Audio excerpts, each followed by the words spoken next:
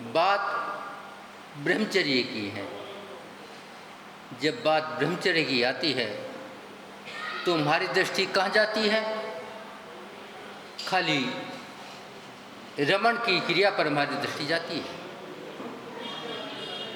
मगर आचार्य ने ऐसा नहीं किया। आत्मा में विचरण करना,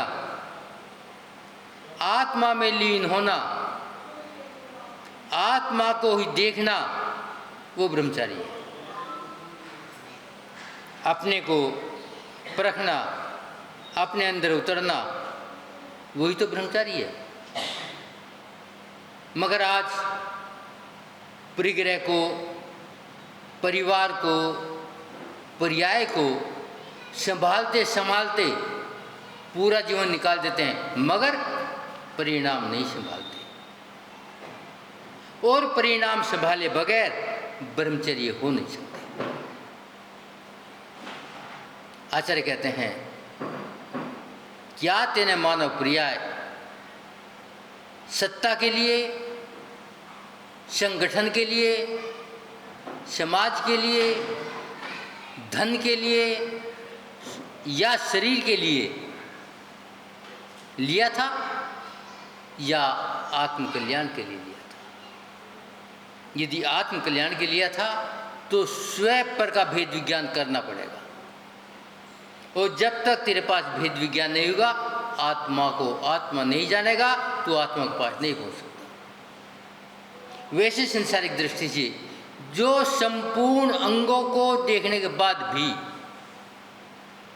उन पर दुर्भावना नहीं लाता और उन्हें दूर की दूर छोड़ता है, आचार्य कहते हैं ये कठिन है, मगर वास्तव में ब्रह्मचर्यपण यही है। आचार्य कहते हैं, जो स्त्री या पुरुषों के अंग को ना देखता, ना सुनता, ना वचन करता, ना कथा सुनता और अपने में लीन रहता है, वो 9 कोटि ब्रह्मचर्य है। मगर आचार्य कहते हैं, क्या तेरा पुद्गल के प्रति समर्पण, पुद्गल के प्रति परोपकार, ये आत्मधर्म है? आचार्य कहते हैं, तू चूक कर जाता है।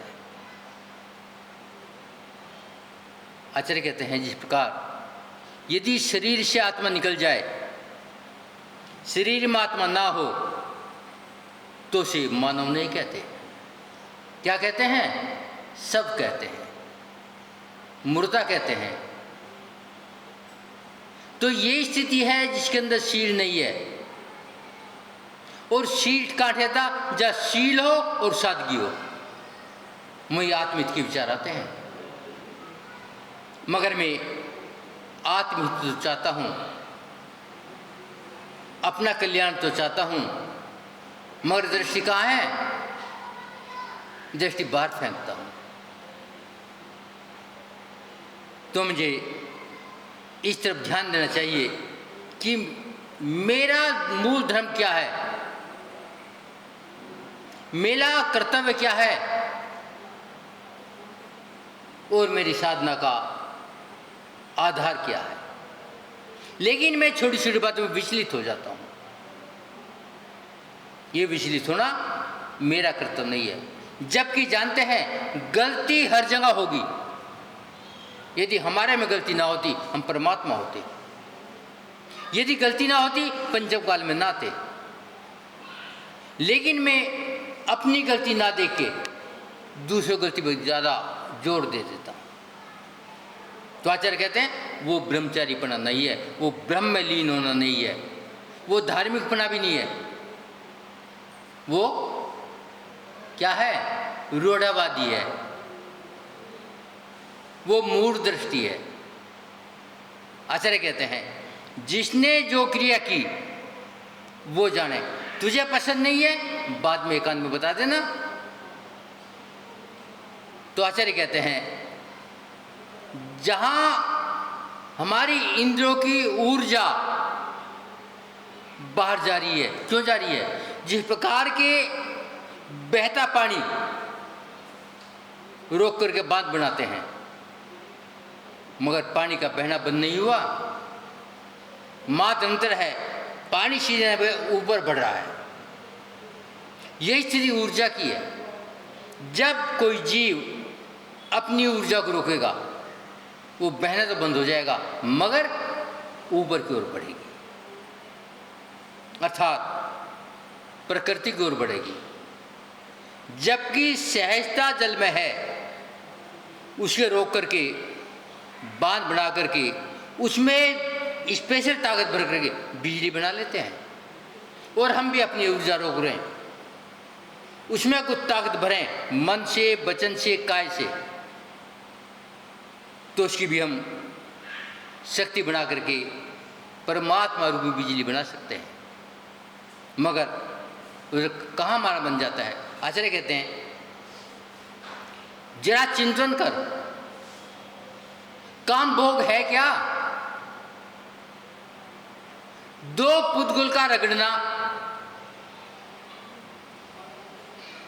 जिस प्रकार के एक कुत्ता सूखी हड्डी चबाता है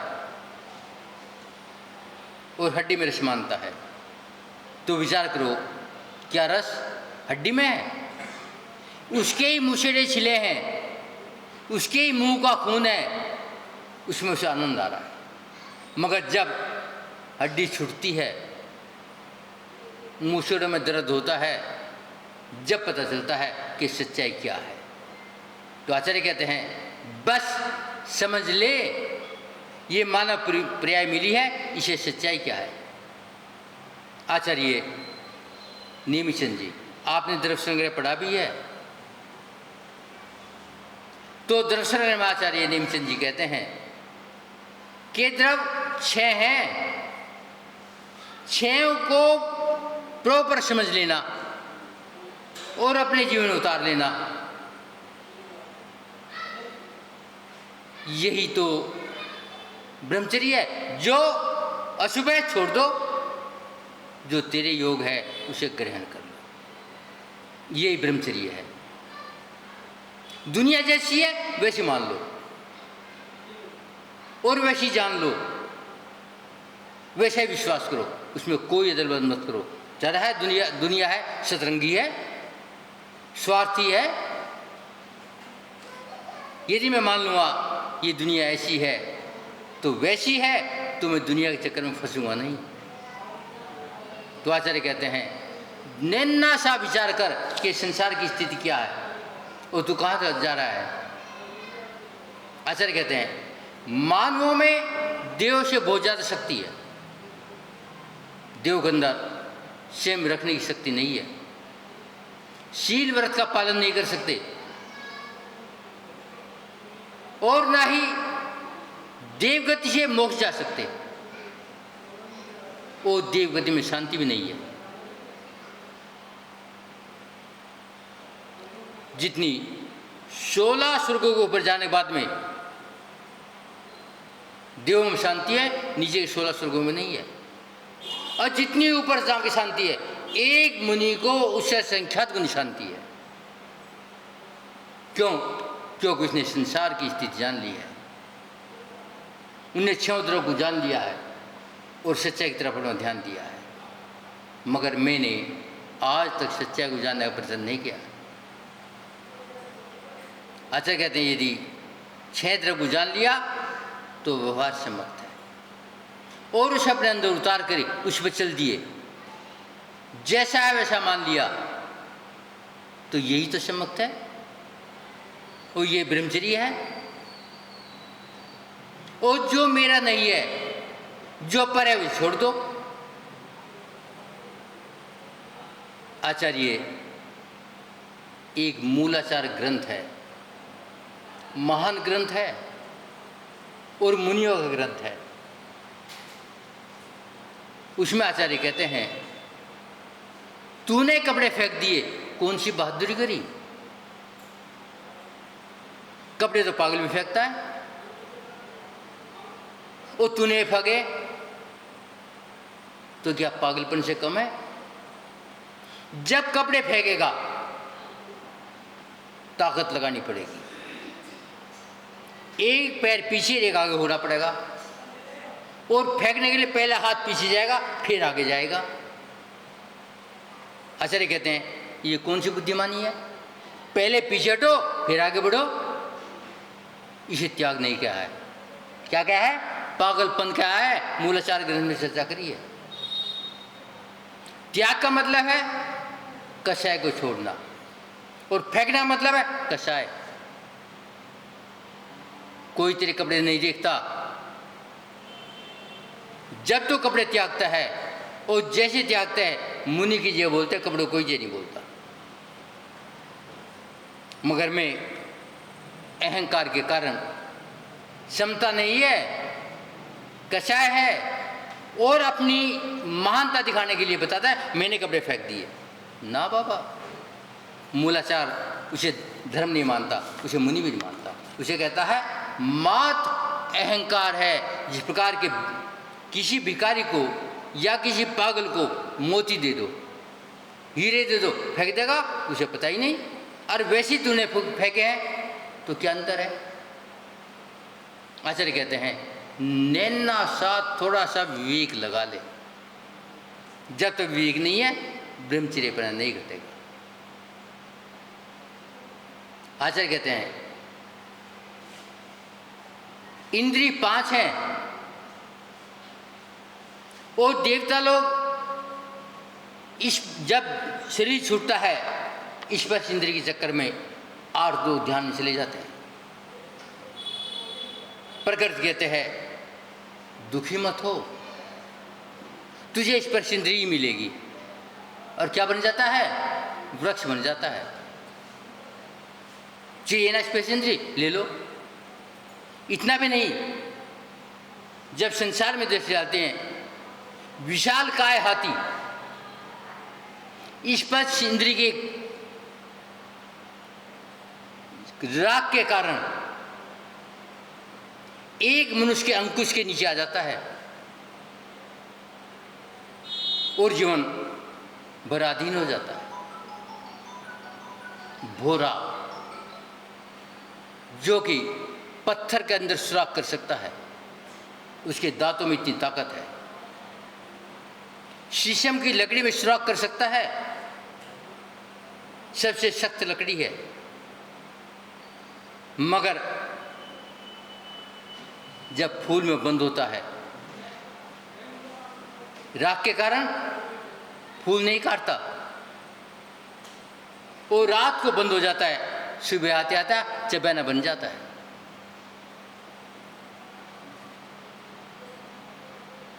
विषधर फुंकार मार दो, दूर तक के लोग भाग जाते हैं। हिरण चौकड़ी मारता, कोई पकड़ नहीं सकता, कोई इसको मुकाबले चाल नहीं है किसी की। मगर कान के कारण, ध्वनि के कारण पिंडारे में आ जाता है, और वे अपना जाड़ निकुलानी पड़ती है जिसमें जहर है। अब वो सब अंगहीन। तो विचार तो करो, एक मछली अच्छा गोताखोर भी इतनी गहरे नहीं उतर सकता, मगर रसनेंद्रिय के चक्कर में कहाती है, रेत पर गिर के तरफ तरफ को मर जाती है। तो आचार्य कहते जरा से विचार कर लो, तू तो पांच इंद्रियों गुलाम है। यदि तूने विवेक से काम नहीं लिया तो तेरा ब्रह्म कहाँ है? एक कथानक आपने पढ़ा होगा, सुना भी बहुत बार होगा। एक सम्राट का एक नौकर रोज सैया लगाता था, फूलों की सुंदर सैया। मगर आज सम्राट ने कहा आज मैं थोड़ा देर से आऊंगा। नौकर कहता है मैं रोज सैया लगाता हूं, एक दिन थोड़ी देर आराम करके देख लूं, आज तो सम्राट देर से आएगा। और वे सैया पर लेट गया। लेटते ही नींद आ गई। जिस प्रकार के आप जब गाड़ी में चलते हैं, गाड़ी चलते नींद आ जाती है और पता भी नहीं चलता स्टेशन कब निकल गया, वे सो गया। सम्राट आया, देखकर आग बबूला हो गया। मेरी सैया पर नौकर, यदि आप होते आप भी आग बबूला होते। आप देखा तब एकदम हंटर उठा और सोते को मार दिया। घबरा गया, चीख नहीं निकली। देख तो कहता आज तो मुझे प्राणों की सजा मिलेगी। सम्राट ने एक हंटर और मारा, हंसी आ गई। सम्राट को क्रोध बढ़ गया, लगातार हंटर हंटर हंटर मारता चला गया और 7 हंटर मारे। चमड़ी उतर गई, मांस निकल गया, मगर नौकर हंस रहा है। सम्राट सोचता है शायद पागल हुआ है। सम्राट ने पूछा क्या तू पागल हो गया? नहीं, तो हंसता क्यों है? मैं हंसता हूं, कारण बताओ। मैं इसलिए हंसा, मैं 1 घंटे सोया तो 7 हंटर लग चुके, सारी खाल उतर गई। तू जिंदगी भर सोता है, कितने लगेंगे? जब सम्राट ने सुना, चिंतन किया, ये सच कहता है और वैराग हो गया। रात के समय जंग चला गया। वो मुनि महाराज के चरणों में जाकर नमस्कार किया। प्रातःकाल होते ही दिगंबर संत हो गया। एक नौकर ने क्या करा? शिक्षा दे दी, अब संसार क्या है। और आप तो अपनी आंखों से संसार को देख रहे हो, संसार क्या है, मगर देखते हैं मानते नहीं। तो आचार्य कहते जब तक मानोगे नहीं कुछ होने वाला नहीं है। हमें जो देखा है उसे मान लो। आचार्य कहते हैं स्पर्श इंद्रिय तो खतरनाक है, मगर आपने रसने को नहीं देना जाना। जबकि इंद्रिय कुछ नहीं करती, मात्र मन करता है। मन जो कहता है इंद्रिय वही करती है।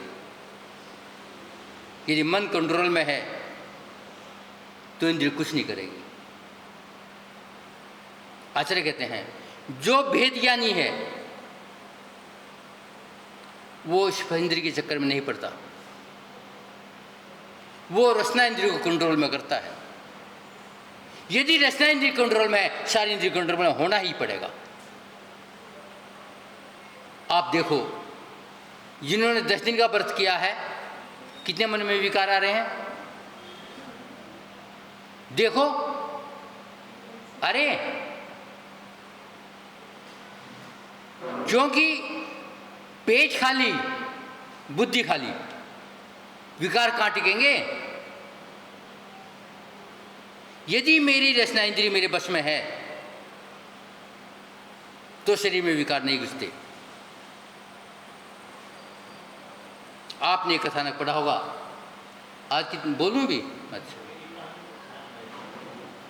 एक कथानक पढ़ा होगा। एक घाट पर बहुत सी युवतियां नहा रही थी और युवा संत निकल गया। युवतियां नहाती रही, पीछे से उस युवा संत के पिताजी भी संत थे, वो आए। सब महिलाओं ने कपड़े पहन लिए। अब वो सोचता है मेरा जवान बेटा गया, सब आराम से नहाती रही, मैं बूढ़ा जा रहा हूं, वो मेरे एक कपड़े पहन लिए। उसके दिमाग में हलचल मच गई।